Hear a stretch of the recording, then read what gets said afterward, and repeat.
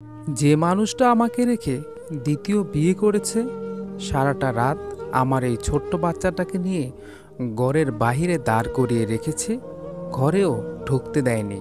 তার সাথে আমি আর সংসার করব না। সে আমাকে এবং আমার সন্তানকে নির্দ্বিধায় মেরে ফেলতে পারবে। মরিয়মের মুখ থেকে কথাটা শুনে মরিয়মের স্বামী আকবর আলী এগিয়ে এসে ঘাড় ধাক্কা দিয়ে বাড়ি থেকে বের করে দিতে চাইল মরিয়মকে। সেটা সহ্য করতে পারল না মরিয়মের বাবা। সে দ্রুত আকবরের সামনে এসে গালে থাপ্পড় মারল। আকবরও সঙ্গে সঙ্গে শ্বশুরের গালে কষে থাপ্পড় বসিয়ে দিল। মরিয়ম কল্পনাও করতে পারেনি আকবর তার বাবার গায়ে হাত তুলবে। বৃদ্ধ মানুষ থাপ্পড়ের ধকল সইতে না পেরে মাটিতে লুটিয়ে যায়। সেখান থেকে তাকে টেনে তুলে আকবরের চাচাতো ভাই সবুজ মিয়া। সবুজ মিয়া আকবরকে বলে, ভাইয়া, এটা তুমি করলে কি? সে তোমার শ্বশুর, তুমি তার গায়ে হাত তুলতে পারলে? আকবর চিৎকার করে বলল, কিসের শ্বশুর? আমি তাকে শ্বশুর বলে মানি না। মেয়েকে আমার ঘাড়ে চাপিয়ে দিয়ে সে রেহাই পেয়ে গিয়েছে। ভেবেছিলাম আমার চাকরি নেওয়ার জন্য 10 লাখ টাকা দিবে, কিন্তু সেটা দিতে তিনি অস্বীকার করেছে। কোথাও আমার চাকরি হচ্ছে না, ব্যবসা করতে গেলে লস খাচ্ছি। অপয়া একটা মেয়েকে বিয়ে করে আমার জীবনটা নষ্ট হতে যাচ্ছে। তার মেয়েকে নিয়ে আমি কখনোই সুখী হতে পারবো না। এ কারণে আমি দ্বিতীয় বিয়ে করেছি। মরিয়মের বাবা শফিকুল ইসলাম রাগে কাঁপতে কাঁপতে বলল, তোকে আমি দেখে নেব। তুই আমার গায়ে হাত তুলেছিস, আমার মেয়ের অনুমতি ছাড়া দ্বিতীয় বিয়ে করেছিস, তাও তোর ভয় নেই। তোকে আমি জেলের ভাত খাইয়েই ছাড়ব। আমার কাছে তুই যৌতুক দাবি করিস। আমি কি তোকে বলেছিলাম তোকে আমি 10 লাখ 20 লাখ টাকা দেব? তুই নিজেই আমার মেয়েকে বিয়ে করার জন্য প্রস্তাব পাঠিয়েছিলি, আর এখন যৌতুকের দাবি করছিস? আরে যান যান, কি করতে পারবেন করেন গিয়ে। আমি আপনাদেরকে ভয় পাই নাকি? আপনার মেয়েকে সঙ্গে নিয়ে যান। তাকে বুঝিয়ে বলেছিলাম আমি দ্বিতীয় বিয়ে করেছি, তবু তাকে ডিভোর্স দেব না। সে যেন তার সন্তানকে নিয়ে চুপচাপ থাকে। কিন্তু না, সে আমার কথা রাখেনি, তাই সে বাড়িতে থাকতে পারবে না। মরিয়ম আকবরের কথার জবাবে বলল, তোমার মতো অমানুষের সঙ্গে আমি সংসার করব না। আমার বাচ্চা হয়েছে মাত্র 4 মাস হলো, আর তুমি এই 4 মাসের ব্যবধানে বদলে গেলে। একজনকে বিয়ে করে নিয়ে আসলে সন্তানের কথা একবারও চিন্তা করলে না। তোমার মতো বেঈমানের সঙ্গে কখনোই থাকা যাবে না। তুমি আমার বাবার গায়ে হাত তুলেছ, এটার শাস্তি তোমাকে পেতেই হবে। আমি তোমাকে বলেছিলাম আমার চাকরির জন্য তোমার বাবার কাছ থেকে 10 লাখ টাকা নিয়ে আসতে। তুমি আমার মুখের ওপর না করে দিয়েছ, বলেছ আমার টাকার ব্যবস্থা আমাকেই করতে। আমি যাকে বিয়ে করেছি তার বাবা আমাকে চাকরি নেওয়ার জন্য টাকার ব্যবস্থা করে দেবে, তাই আমি তাকে বিয়ে করছি। এখন তোমাদের যা করার করো, তবে এটা মনে রেখো তুমি আমাকে কিছুই করতে পারবে না। মামলা করলে আমি ঠিকই জামিন নিয়ে বের হয়ে আসব। মাঝখান থেকে তোমার নিজেরই বদনাম হবে। লোকে বলবে তুমি স্বামীর সংসার করতে পারোনি। যে মেয়েকে রেখে স্বামী দ্বিতীয় বিয়ে করে, এই সমাজে ওই মেয়েকে সবাই খারাপ বলে। আমাকে কেউ খারাপ বলবে না। মরিয়মের বাবা বুঝতে পারল এই অমানুষটার সঙ্গে তর্ক করে কোনো লাভ হবে না, তাই মেয়েকে নিয়ে বাড়িতে চলে আসলো। আসার আগে আকবরকে বলল, তোমার সন্তানকে তুমি রেখে দাও, আমার মেয়েকে আমি নিয়ে চলে যাচ্ছি। বাবার কথা শুনে মরিয়ম তার 4 মাসের ছোট্ট শিশু রাইয়ানকে বুকে চেপে ধরে বলল, না বাবা, এই মানুষটার কাছে আমার সন্তানকে রেখে যাব না। আমি আমার সন্তানকে কাউকেই দেব না। প্লিজ বাবা, তুমি এ কথা বলো না। আকবর হেসে বলল, আমাকে ভয় দেখিয়ে লাভ নাই। বাচ্চাকে রেখে যেতে চাইলে রেখে যেতে পারেন, আমার সন্তান আমি তো আর ফেলে দেব না। মরিয়ম কান্না করতে করতে তার সন্তানকে বুকে জড়িয়ে বাবার সঙ্গে চলে আসলো স্বামীর বাড়ি ছেড়ে। মরিয়ম কখনো ভাবতে পারেনি তার ভালোবাসার মানুষ তার সাথে এভাবে বেইমানি করবে। আকবর মরিয়মকে ভালোবেসে বিয়ে করে। আকবরের মনে ছিল অন্য কিছু। সে ভেবেছিল মরিয়মকে বিয়ে করার পর তার বাবার কাছ থেকে যৌতুক নেবে। শফিকুল ইসলাম যৌতুক দিতে রাজি না হওয়ায় আকবর আলী বড়লোকের ডিভোর্সি মেয়ে শান্তাকে বিয়ে করে। শান্তার বাবা আকবরকে সরকারি চাকরি নিয়ে দিবে এবং ঢাকা শহরে থাকার জন্য ফ্ল্যাট দিবে। এটা শোনার পরে আকবরের মাথা নষ্ট হয়ে যায়। সে তার ভালোবেসে বিয়ে করা স্ত্রীকে এবং 4 মাসের নবজাতক শিশুকে ছুঁড়ে ফেলে দিতেও দ্বিধাবোধ করল না। মরিয়মকে নিয়ে বাড়িতে আসার সঙ্গে সঙ্গেই মরিয়মের মা এবং ভাবি দৌড়ে এসে সব কিছুই শুনল শফিকুল ইসলামের কাছ থেকে। সব শুনে মরিয়মের মা রহিমা বেগম আহাজারি করে বলতে থাকলো, আল্লাহ, আমার মেয়ের কি হবে? কেন আমার মেয়ের কপালে এমনটা হলো? কি পাপ করেছিলাম আমরা? শাশুড়ির কান্না এবং আহাজারি দেখে মরিয়মের ভাবি মীরা মুখ বাঁকিয়ে বলল, এখন আর আহাজারি করে কি হবে? তখন তো বলেছিলাম এই ছেলেটা ভালো না। আপনার মেয়ে কি শুনেছিল কথাটা? আর আপনারাও তো শোনেন নাই। যাই হোক, কার কপালে কি আছে সেটা তো আর বলা যায় না। কিন্তু এত তাড়াতাড়ি বাচ্চাটা নেওয়ার দরকার কি ছিল? বিয়ে হওয়ার সঙ্গে সঙ্গে বাচ্চা নেওয়ার জন্য পাগল হয়ে গিয়েছে। এখন যদি মরিয়মের ডিভোর্স হয়ে যায়, বাচ্চাটার কি হবে? বাচ্চাটার তো মা বাবা ছাড়া বড় হতে হবে। সৎমা কি আর নিজের মায়ের মতো ভালোবাসবে? ভাবি, আপনি এটা কি বলেন? আমি আমার ছেলেকে কেন দিয়ে দেব? আমি আমার সন্তানকে কখনোই দেব না। শোনো মরিয়ম, এত বড় বড় কথা বলো না। তুমি ডিভোর্স নিয়ে চলে আসলে বাবা আর ভাইয়ের সংসারেই থাকবে। তোমাকে না হয় আমরা খাওয়ালাম, কিন্তু তোমার সন্তানের দায়িত্ব কে নেবে? তুমি তো আর ইনকাম করতে পারো না। তোমার সন্তানকে নিয়ে তুমি চলতে পারবে? তোমার বয়স কম, 2 দিন পর আমরা তোমাকে আবারও বিয়ে দিব। তখন তোমার সন্তানের কি হবে ভেবে দেখেছো একবার? তখন তো আকবরের ছেলে আকবরকেই ফিরিয়ে দিয়ে দিতে হবে। না, আমার ছেলে আমি কাউকেই দেব না। রাইয়ান শুধু আমার ছেলে। সেটা যদি হয় তাহলে সতীন নিয়ে সংসার করো। চলে আসলে কেন? সহ্য করে সেখানেই থাকতে। সন্তানের মুখের দিকে চেয়ে শফিকুল ইসলাম ছেলের বউকে বলল, সেখানে আর মরিয়ম থাকতে পারবে না। আমার মেয়েটাকে ওই অমানুষটা মেরে ফেলবে। তুমি জানো এই মানুষটা আমার গায়ে হাত তুলেছে, তার নামে আমি মামলা করব। কি বললে বাবা? আকবর তোমার গায়ে হাত তুলেছে? শুনে তো আমার ইচ্ছে করছে তাকে এক্ষুনি গিয়ে খুন করে আসি। চলো, এখনই আমরা থানায় যাব, তাকে দ্বিতীয় বিয়ে করার স্বাদ মেটাবো। রুমে ঢুকতে ঢুকতে কথাগুলো বলল শফিকুল ইসলামের বড় ছেলে মামুন। বাবার গায়ে হাত তুলেছে এটা শুনে কোনো ছেলে সহ্য করতে পারবে না। মামুন তার বাবা এবং বোনকে নিয়ে থানায় চলে গেল আকবরের নামে মামলা করার জন্য। চেয়ারে বসতে বসে এসআই নুরুল আলম বললেন, হ্যাঁ বলেন, আপনাদের অভিযোগ কী? স্যার, আমার এই ছোট্ট বোনের বিয়ে হয়েছিল 1.5 বছর আগে আমাদের পাশের গ্রামে। আমার বোনের এই যে 4 মাসের একটা বাচ্চা আছে, এখন তার স্বামী দ্বিতীয় বিয়ে করে নিয়ে এসেছে তাকে কোনো কিছুই না জানিয়ে, তার অনুমতি না নিয়ে বিয়ে করেছে। আবার আমার বোনকে মারধর করে তার বাড়ি থেকে বের করে দিয়েছে। আমার বাবা প্রতিবাদ করায় ওই আকবর আমার বাবার গায়ে হাত তুলেছে এবং বলেছে আপনারা 10 লাখ টাকা দিতে পারেন নাই বলে আমি দ্বিতীয় বিয়ে করেছি। কি করতে পারেন করেন, আমি কোনো আইন আদালত ভয় পাই না। সে ভয় পায় কিনা সেটা আমরা পরে দেখব। আমি আপনার বোনের মুখ থেকে শুনতে চাই আপনি যা বললেন তা সত্য কিনা। মরিয়ম স্যারের কাছে সব কিছুই বলল। মরিয়মের মুখ থেকে সব কিছু শুনে এসআই নুরুল আলম অভিযোগ লিখে নিল আকবরের নামে। এসআই নুরুল আলম বলল, আমরা কালকে আকবরের বাড়িতে গিয়ে তদন্ত করব। সে দোষী হলে অবশ্যই তাকে শাস্তি পেতে হবে। এটা কি মগের মুল্লুক পেয়েছে? প্রথম বউ রেখে বিয়ে করে নিয়ে আসবে, আবার বউয়ের উপর অত্যাচার করবে। দেশে আইন বলে কিছু আছে সেটা মনে হয় তার অজানা। থানায় মামলা হয়েছে এই কথাটা যখন আকবর শুনল, মনে মনে খুব ভয় পেল। সে বাড়িতে এসে তার দ্বিতীয় স্ত্রী শান্তাকে কথাটা বলল। চেয়ারম্যান সাহেবের কাছ থেকে জানতে পারলাম আমার নামে থানায় মামলা করেছে মরিয়ম। পুলিশ যে কোনো সময় আমাকে ধরতে আসতে পারে। এখন আমি কি করব? চলো আমরা পালিয়ে ঢাকা শহরে চলে যাই। পুলিশ আমাকে ধরে নিয়ে গেলে অনেক মারবে। চোরের মতো পালাবে কেন? ধরে নিয়ে গেলে তোমাকে ছাড়িয়ে নিয়ে আসবো। ভয় পেও না, মারবে না ওরা।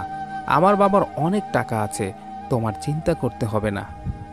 কিছু করতে পারবে না ওই ছোট লোকের বাচ্চাগুলো। তোমাকে ছাড়িয়ে নিয়ে আসলে তুমি তাকে ডিভোর্স দিয়ে দিবে। আমরা এই গ্রাম ছেড়ে চলে যাব।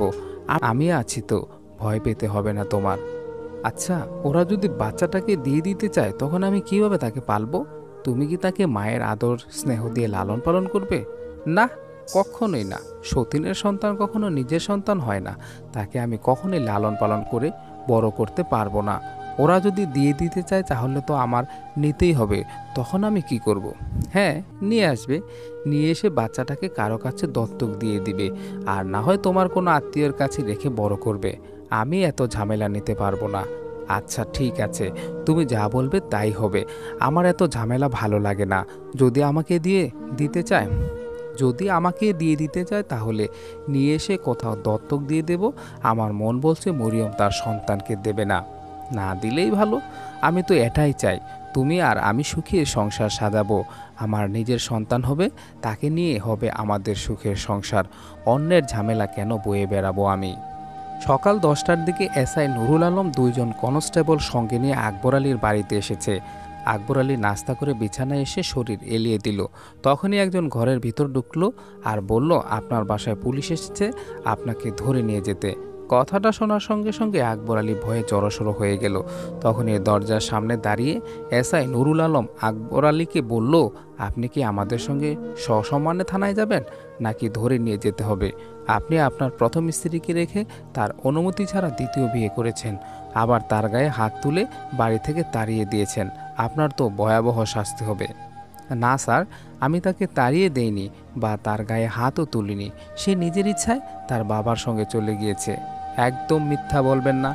আপনি যে আপনার স্ত্রীকে মেরে তাড়িয়ে দিয়েছেন এবং আপনার শ্বশুরের গায়ে হাত তুলেছেন, এটা আমরা তদন্ত করেছি।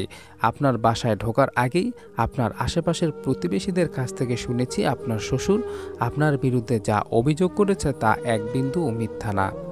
আপনার প্রথম স্ত্রীকে 4 মাসের শিশু সন্তান সহ তাকে কিভাবে বাড়ি থেকে বের করে দিলেন আপনি? তাকে নাকি সারা রাত বাইরে দাঁড় করিয়ে রেখেছিলেন, আর আপনি আপনার দ্বিতীয় স্ত্রীকে নিয়ে ঘরে আনন্দ উল্লাস করেছেন। আপনার আনন্দ উল্লাস থানায় নিয়ে বের করব। আকবর আলীকে পুলিশ ধরে নিয়ে গেলে তার দ্বিতীয় স্ত্রী শান্তা তার বাবার কাছে ফোন করে তাড়াতাড়ি আকবরকে ছাড়িয়ে নিয়ে আসতে বলল। মেয়ের দুশ্চিন্তা দেখে শান্তার বাবা আরাফাত মোল্লা মেয়েকে অভয় দিয়ে বলল, তোর দুশ্চিন্তা করতে হবে না, তুই তো জানিস তোর বাবার হাত কতটা লম্বা। আমি আকবরকে ছাড়িয়েই আনবো। ওই মেয়েটা আকবরের নামে মামলা করে আকবরের একটা চুলও ছিঁড়তে পারবে না। বাবার কথা শুনে অনেকটা নিশ্চিন্ত হলো শান্তা। সে জানে তার বাবার অনেক ক্ষমতা আছে, আকবরকে কয়েকদিনের ভিতরেই জামিনে ছাড়িয়ে নিয়ে আসতে পারবে। এদিকে বাবার বাড়িতে এসে কয়েকদিনে মরিয়ম বুঝতে পারল বিয়ের আগে বাবার বাড়িতে মেয়েদের যতটা আদর ভালোবাসা থাকে, বিয়ের পর সেই মেয়ে ফেরত আসলে তাকে আর আগের মতো কেউ ভালোবাসে না। তখন অবহেলার চোখে তাকে দেখা হয়। মরিয়ম মনে মনে ভাবে, আকবরের কাছ থেকে চলে এসে কি ভুল করলাম? না আসলে কি করতাম?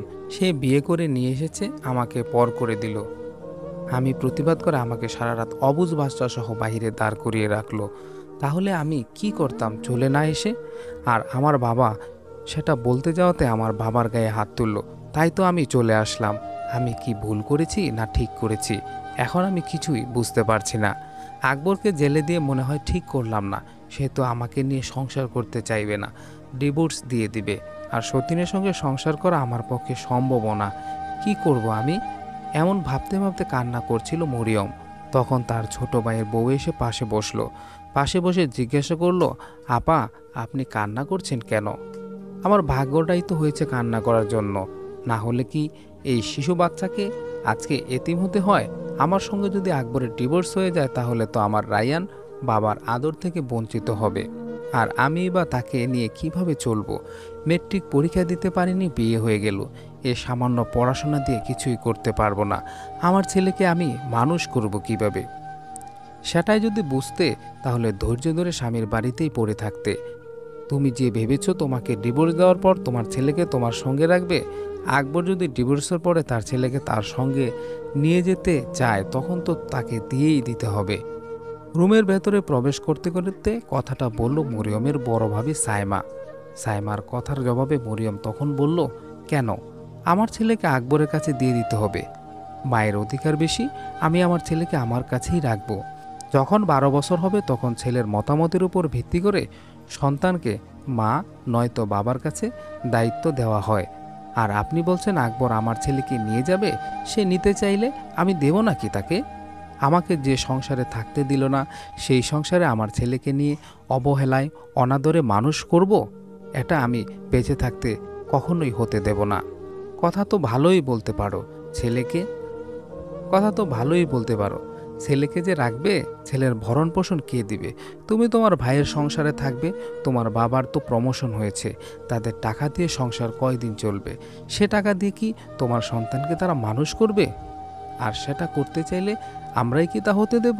সে টাকার উপরে আমাদের এবং সুমনদেরও অধিকার আছে। সেখানে তোমার এবং তোমার ছেলের অধিকার ততটা নেই। তোমাকে আমরা খুশিতে যা দেব তাই পাবে তুমি। ভাবি, আপনি এই কথা কেমনে বলতে পারতেছেন? আমি সন্তান হারা হই, আমার সন্তান মায়ের আদর ভালোবাসা ছাড়া বড় হোক, আপনি কি এটাই চান? আপনারও তো সন্তান আছে, আপনি কি বোঝেন না সন্তান ছাড়া থাকতে একটা মায়ের কতটা কষ্ট হবে? আপনারা যদি একটু সাহায্য করেন তাহলে তো আমার সন্তানটাকে বুকে জড়িয়ে নিয়ে আমি থাকতে পারবো। আমি এত দয়ালু হতে পারবো না। আর তোমার ভাইয়া বলে দিয়েছে তোমার সন্তানের দায়িত্ব সে নিতে পারবে না। বেশি বুঝে আকবরের নামে মামলা করে তাকে জেলে পুরে দিয়েছ। সে কি আর তোমাকে রাখবে? বের করে দিবে ডিভোর্স দিয়ে। আমরা কোনো দায়িত্ব নিতে পারবো না। সুমন আর সুমনের বউ যদি তোমার বাচ্চার দায়িত্ব নিতে চায় তাহলে তারা নিতে পারে। আর এটা বলতে পারো তোমার মা বাবা তোমার দায়িত্ব নেবে। বললাম তো, পেনশনের যা টাকা আছে ওই টাকায় আমাদের অধিকার বেশি। আর তোমার বাবা এখন চাকরি করে না, তারাই আমাদের সংসারে বসে বসে খাবে। তোমার সন্তানকে বড় করবে কি দিয়ে? কি সুমনের বউ, তুমি চুপ করে আছো কেন? নাকি তোমরা দায়িত্ব নিবে? বড় জায়ের কথা শুনে ছোট যা পপি কি বলবে বুঝতেই পারছে না। তাকে চুপ করে থাকতে দেখে মরিয়ম বলল, প্লিজ ভাবি, তুমি বড় বাপের মতো নিষ্ঠুরের মতো আচরণ করো না। তুমি অন্তত আমার কষ্টটা বুঝতে চেষ্টা করো। পপি মরিয়মের হাত ধরে বলল, আচ্ছা তুমি আগেই ভেঙে পড়ো না, আমরা আছি তো, আগে কি হয় সেটা দেখো। তুমি যদি চাও তোমার ছেলেকে আকবরের কাছে দিবে না, তাহলে দিতে হবে না। পপির কথা শুনে সাইমা মুখ ভেঙচি কেটে রুম থেকে চলে গেল।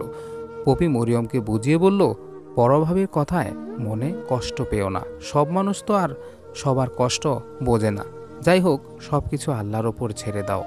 ভাবি, আমার জীবনটা কেন এমন হলো? কেন আমাকে রেখে আকবর আরেকটা বিয়ে করলো? আমি কি দেখতে শুনতে এতটাই খারাপ ছিলাম? আমার কথা তো ভাবলো না, তার নিজের ছেলের কথাটাও একবার চিন্তা করলো না। মানুষ এত নিষ্ঠুর হয় কিভাবে? আগে যদি বুঝতাম এই মানুষটা এত নিষ্ঠুর, কখনোই তাকে ভালোবাসতাম না, তার সঙ্গে বিয়েতে রাজিও হতাম না। যা হবার হয়েছে, এখন আর বলে কি হবে? সবই কপাল। কয়েক মাসের ভেতরে আকবর জেল থেকে বের হয়ে আসলো। শান্তার বাবার ওঠা বসা এমপি মন্ত্রীদের সঙ্গে তার অনেক ক্ষমতা, এই কারণে আকবরকে জেল থেকে বের হতে ব্যাগ পেতে হলো না। শান্তার বাবা আরাফাত মোল্লা গ্রামে এসেছে, স্থানীয় চেয়ারম্যানকে নিয়ে সালিশে বসলো। আকবর মরিয়মকে তালাক দিবে। মরিয়মের যত টাকা দেনমোহর আছে সবই পরিশোধ করে দিবে আরাফাত মোল্লা। তিনি তার মেয়েকে সতীনের সংসারে থাকতে দিবে না। আরাফাত মোল্লা চায় তার মেয়ের একার সংসার। চেয়ারম্যান রহিমউদ্দিন বিচারে বসে মরিয়মকে জিজ্ঞেস করলো, তোমার কি ইচ্ছে আছে সতীন নিয়ে সংসার করার, নাকি তুমি ডিভোর্স নিতে চাও? কোনো মেয়ে পারে না তার স্বামী দ্বিতীয় বিয়ে করে আনার পরে সেটা সহ্য করতে। আমিও সহ্য করতে পারিনি, এই কারণে সে আমাকে সারা রাত বাহিরে দাঁড় করিয়ে রেখেছে।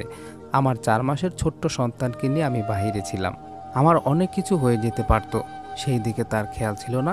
সে তার স্ত্রীকে নিয়ে ঘরের ভিতরে রং তামাশা করেছে। আমি তাকে বারবার ডেকেছি দরজা খুলে দিতে, সে আমাকে বলেছে এটাই আমার শাস্তি। আচ্ছা, আমি তো পরের মেয়ে, আমার বাচ্চাটা তো তার নিজেরই সন্তান ছিল, তার প্রতিও সে মায়া করেনি। তাহলে বলুন, আমি কিভাবে তার সঙ্গে থাকব? সে আমাকে তাড়িয়ে দেওয়ার জন্যই এমনটা করেছিল। আর আমার বাবা যখন গিয়েছে, আমার বাবার গায়ে হাত তুলেছে। সে মেয়ের জামাই হয়ে আমার বৃদ্ধ বাবার গালে কিভাবে থাপ্পড় মারতে পারলো? চেয়ারম্যান রহিমউদ্দিন আকবরের কাছে জানতে চাইল, মরিয়ম যা বলল সেটা সত্যি কিনা। তুমি তোমার শ্বশুরের গায়ে হাত তুলেছ? শিশু একটা বাচ্চাকে নিয়ে মেয়েটাকে সারা রাত বাইরে দাঁড় করিয়ে রেখেছ? এই কাজটা কি তুমি ঠিক করেছ? চাচা, আমি যাই করে থাকি, এখন আমি এটাই চাচ্ছি মরিয়মকে ডিভোর্স দিয়ে দেব। আমি তার সঙ্গে ভালো ছিলাম না, সে একটা অপয়া, তাই আমি দ্বিতীয় বিয়ে করেছি। তার দেনমোহরের টাকা আমি পরিশোধ করে দিয়ে দেব। দেনমোহরের টাকা পরিশোধ করে দিবি, কিন্তু তোর সন্তানের দায়িত্ব কে নেবে? তোর সন্তানকে নিয়ে যাবি তুই তোর সাথে? আমার বোনকে আমরা রাখবো, তোর সন্তানকে আমরা রাখবো না। মরিয়মের বড় ভাই মামুন কথাগুলো বলার সঙ্গে সঙ্গে মরিয়ম চিৎকার করে বলল, না, আমার ছেলেকে আমি দেব না।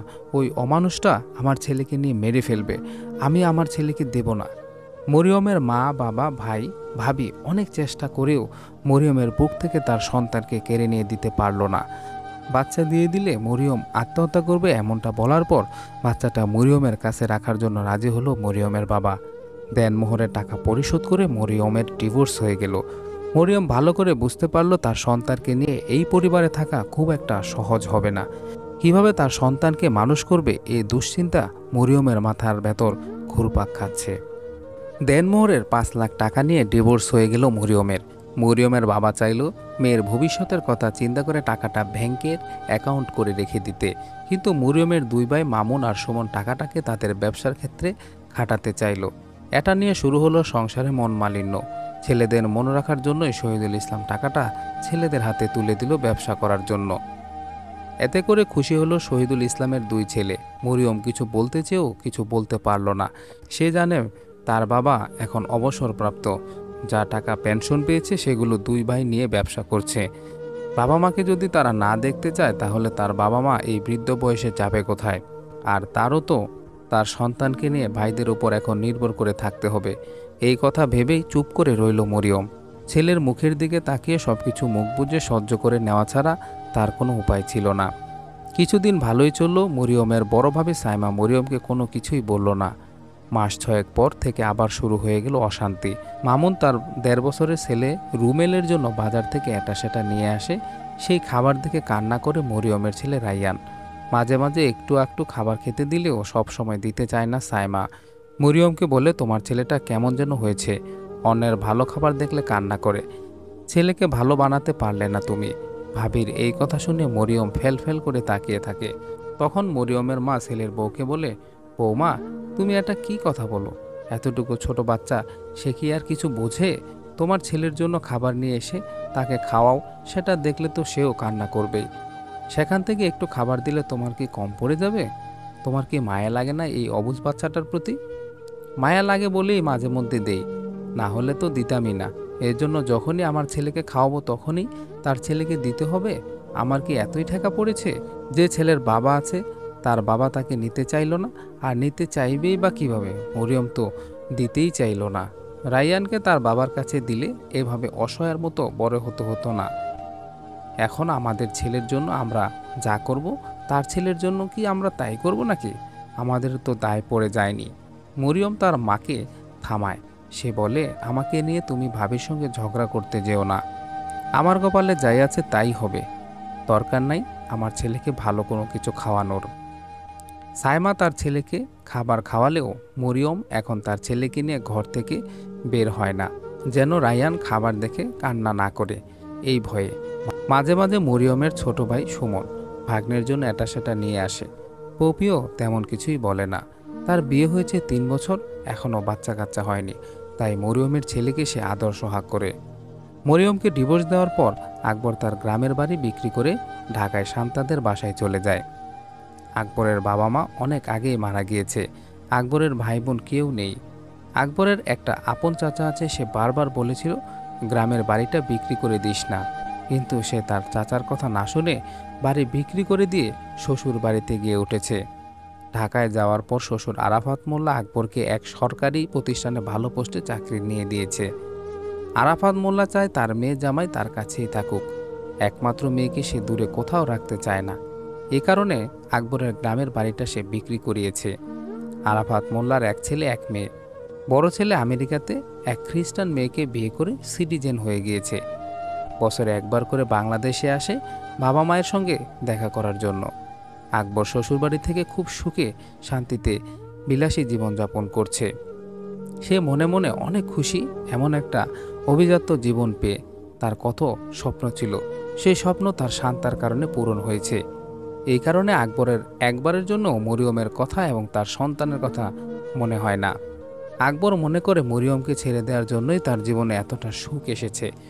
মরিয়মের সঙ্গে থাকলে সে কখনোই সুখী হতে পারত না। রায়ানের বয়স এখন 2 বছর। প্রায় সময় রায়ান বাবা বাবা বলে ডাকে। এটা থেকে মরিয়মের খুব কষ্ট হয়।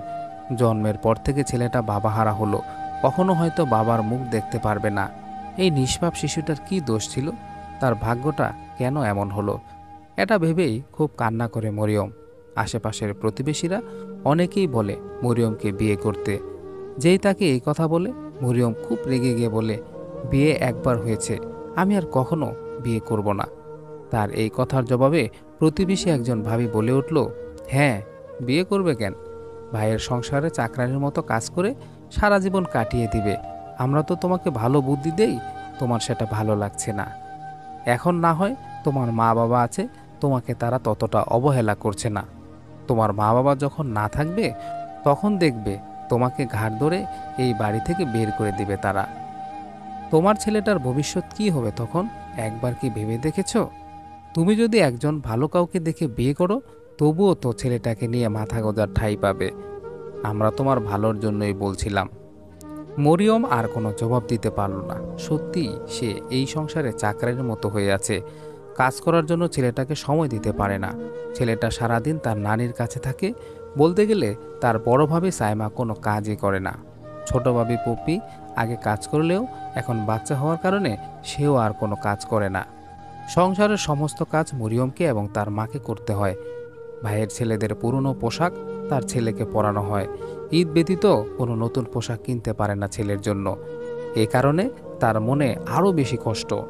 দুই ভাই তাদের ছেলেদের জন্য নতুন পোশাক কিনে আনলেও মরিয়মের ছেলের জন্য নিয়ে আসে না। বলতে গেলেও ভাবিদের কথা শুনতে হয়। এর মধ্যে একদিন মামুনের সঙ্গে একজন লোক আসে বাসায়। লোকটার বয়স 40-এর কাছাকাছি। মরিয়মের দিকে অপলক দৃষ্টিতে তাকিয়ে থাকে। সেটা বুঝতে পেরে মরিয়ম লোকটার সামনে থেকে সরে গিয়ে তার রুমে চলে যায়। সাইমা মরিয়মের রুমে গিয়ে বলে, তোমার ভাইয়া তোমাকে ডেকে নিয়ে গেল।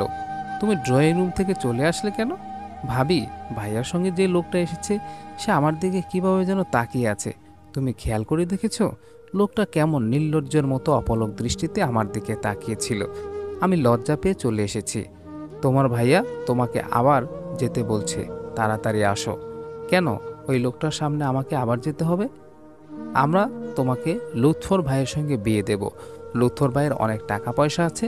স্ত্রী মারা গেছে 1 বছর আগে। কোনো বাচ্চা কাচ্চা নেই। তার কাছে তোমার বিয়ে হলে অনেক সুখেই থাকবে তুমি। আপনি নিয়ে এসব কি বলছেন ভাবি? আমাকে জিজ্ঞেস না করে আপনারা বিয়ে ঠিক করে ফেলেছেন আমার জন্য? আমি আমার ছেলেকে রেখে কোথাও যাচ্ছি না। যা বলছি তাই করো। আমার সঙ্গে আসো। তোমার ভাইয়া তোমাকে এখনই যেতে বলছে। প্লিজ ভাবি, আপনি জোর করবেন না। আমি বিয়ে করব না। আমি আমার সন্তানকে এতিম বানাতে চাই না। বাবা হারা হয়েছে অনেক আগে, আর এখন মা হারা হতে দেব না। মরিয়মের কথার মাঝখানে তার বাবা শফিকুল ইসলাম বলল, তোর ভাবি যা বলছে তাই কর। ছেলেটা অনেক ভালো, অনেক বড় ব্যবসা আছে। ছেলেটা প্রথম বিয়ে করেছিল, 5 বছরের সংসারে সন্তানাদি হয়নি, স্ত্রী মারা গিয়েছে। তোর বিয়ের পর ছেলেকে তার সঙ্গে রাখবে, এটা নিয়ে তো ভাবতে হবে না। তোর ভাইয়া আমার সঙ্গে সব কিছুই বলেছে।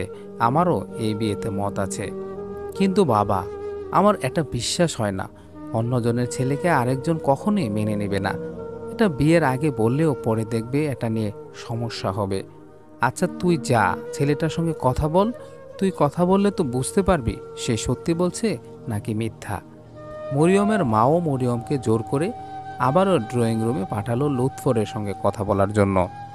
ইচ্ছা না থাকলেও পরিবারের জোরাজুরিতে লুৎফরের সঙ্গে কথা বলতে বাধ্য হলো মরিয়ম। তাদেরকে কথা বলার জন্য সুযোগ দিয়ে সবাই ড্রয়িং রুম থেকে বের হয়ে আসলো। প্রথমে কথা বলা শুরু করলো লুৎফর। তোমাকে আমার পছন্দ হয়েছে। আমি তোমার ভাইয়ার কাছ থেকে শুনেছি তোমার একটা ছেলে আছে 2 বছর বয়সের। আমি বিয়ে করেছিলাম, 5 বছর সংসার করেছি। তারপর আমার স্ত্রী ক্যান্সার হয়ে মারা গিয়েছে। আমার স্ত্রী মা হওয়ার ক্ষমতা ছিল না, তবুও আমি তাকে কখনো অবজ্ঞা করিনি। ভালোবেসে বিয়ে করেছিলাম, তাকে কিভাবে অবহেলা করি বলো? এখন তুমি যদি আমাকে বিয়ে করো, তোমাকে আমি অনেক সুখে রাখবো। কথা দিচ্ছি, তুমি যে কষ্ট পেয়েছো সে কষ্ট তোমাকে আর কখনো ছুঁতে পারবে না। আমি আমার ছেলেকে রেখে বিয়ে করতে চাই না। ছেলেটাকে নিয়ে সারাটা জীবন কাটিয়ে দিতে চাই। ছোট থেকে আমার ছেলেটা বাবার আদর ভালোবাসা পেল না। আমি মা হয়ে কিভাবে তাকে এতিম করে রেখে চলে যাব? এতিম করতে হবে কেন? আমাদের বিয়ে হয়ে গেলে তুমি তোমার সন্তানকে আমাদের সঙ্গে রাখতে পারবে, এতে আমার কোনো সমস্যা হবে না। এটা আপনি যত সহজে বলছেন ততটা সহজ হবে না। আমি যদি আপনাকে বিয়ে করে ফেলি, তারপর যদি আমার সন্তানকে আপনি মেনে নিতে না চান, আমি কি করব তখন? আমার তখন কোনো রাস্তা খোলা থাকবে না। না পারবো আপনাকে ছাড়তে, না পারবো আমার সন্তানকে ছাড়তে। তার চেয়ে ভালো আমি বিয়ে করব না, এটাই আমার সিদ্ধান্ত।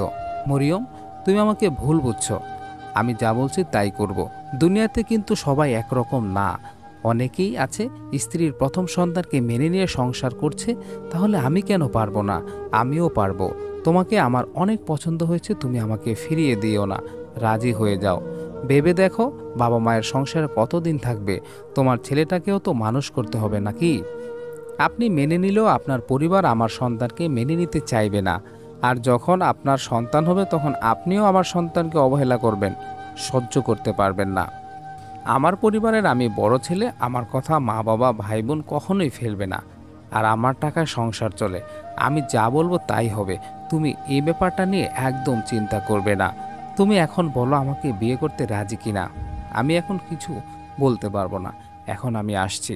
মরিয়ম উঠে ড্রয়িং রুম থেকে চলে গেল। তারপর লুৎফরের পাশে বসলো মামুন আর সুমন। পপি আর সাইমা নাস্তা রেডি করে নিয়ে এসে লুৎফরের সামনে দিল।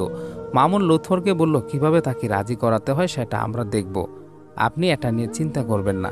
আপনার সম্পর্কে আমরা সব খোঁজ খবর নিয়েছি, আর আপনার সঙ্গে তো আমি কিছুদিন ধরে চলেছি, জেনেছি আপনি কতটা ভালো মানুষ। মামুন ভাই, সত্যি কিন্তু আপনার বোনকে আমার অনেক পছন্দ হয়েছে। তাকে বলবেন আমি কখনোই তাকে বা তার সন্তানকে কোনো অবহেলা করব না।